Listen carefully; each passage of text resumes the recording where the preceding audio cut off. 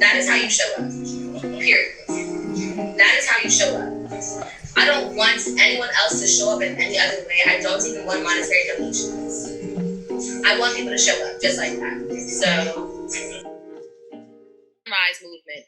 Literally, after we led the Women's March, we were walking back to the car, and we were sitting. Matter of fact, we had marched like 3 miles, so we were too far away from the car, and so we had to get an Uber. So we were sitting on the side of the street waiting for the Uber, and there's a girl that had walked past us, and she came back and she was like, "Yo, I just have to tell you, like, y'all are so inspirational. Like, I see y'all out here on the front lines, and I respect y'all so much." And I was like, "Oh my gosh, thanks so much. Like, where have you seen us? Like, are you part of any organization or anything?" And she was like, "Yeah, I started the Sunrise Movement chapter at GW." And she was just telling us about her, and they have a house out here in DC. She immediately offered her house as a safe house for us. She immediately offered like all the resources that she could. And she said that we'll be out here. And that same day, we needed help. I don't know if you can see, this is like art behind us. It's like barricades. We needed help building the barricades. So they came out the same day to come help us build. I have to show you, because this stuff is crazy. Build all of these barricades. Like, we have all of these barricades that we made specifically for the purpose of, preserving the story. Like, this is what people were saying. They said ACAB. They said decolonize education. Educate everyone.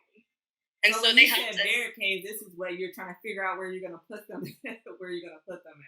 Yeah, I'm so sorry. I wasn't supposed to call them barricades. We're going to call them barricades in worst case scenario. They are canvases for our art. So yeah, sorry, I should clarify. It says ACAB, and that means allocate money to colleges for all Black students. ACAB. And so, yeah, all types of stuff. Protect Black schools. Education is the great equalizer. Like, beautiful, beautiful art. We're actually having an art night tonight, so that's why we got extra. We got even more, because these barricades were put together with the help of the Sunrise Movement, GW, Sophia, like last week. Or not last week. No, sorry. We've been working on them for like 2 weeks. We obviously had to pick up the pace towards the end because like we just got here, and so they helped us. And then they also said that they would help us, with the safe house and everything. And then they also came out here. I literally spent the night here last night.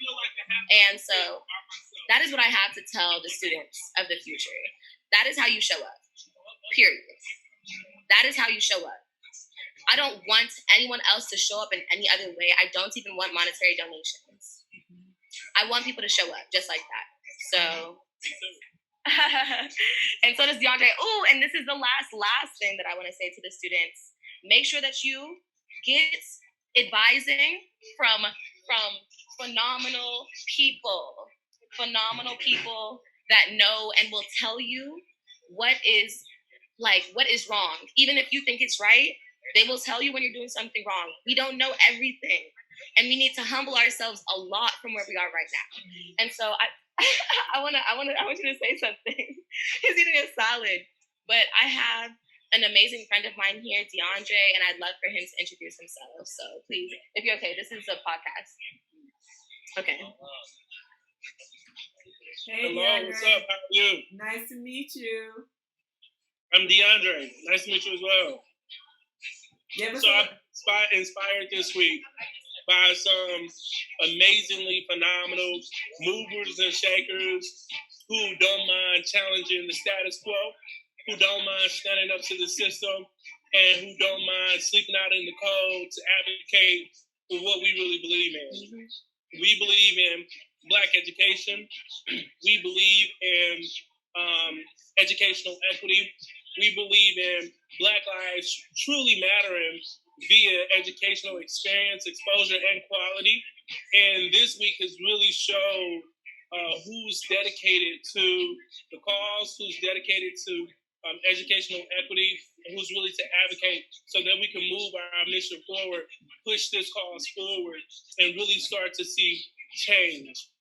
I've had an opportunity to work with Saba and Anaya, and I've also had an opportunity to provide some very real feedback to Saba and Anaya, and they provided real feedback to me. But I think what's most important is that we understand that we both want to see, or all of us want to see, this mission moves forward. And we are open to feedback, right? We're open to feedback. We don't shut it down. We receive it, because at the end of the day, we know that constructive feedback will only elevate the cause, and constructive feedback will only make us better. And that's what we want. We want better for ourselves. We want better for our community. We want better for Black and brown students all across the country, all across our nation, and all across America. And I believe causes like this will ensure that that better will happen. That better will come at some point, whether it's today, tomorrow, next month, next year, or years from now. Better will happen. And the people will remember the moments like this where we were pushing better to happen. So if y'all are in the DC area, come out. Rather than giving us money, we appreciate that. Exactly. But come out. Be supportive. Sleep out. Camp out. It's going to get cold, but that's okay because we all out here together. But come out and support. Oh, and I'm DeAndre. My name is DeAndre Gates. I'm a community organizer from Atlanta. I work with the People's Uprising Committee, which is a task force organized under the Atlanta City Council.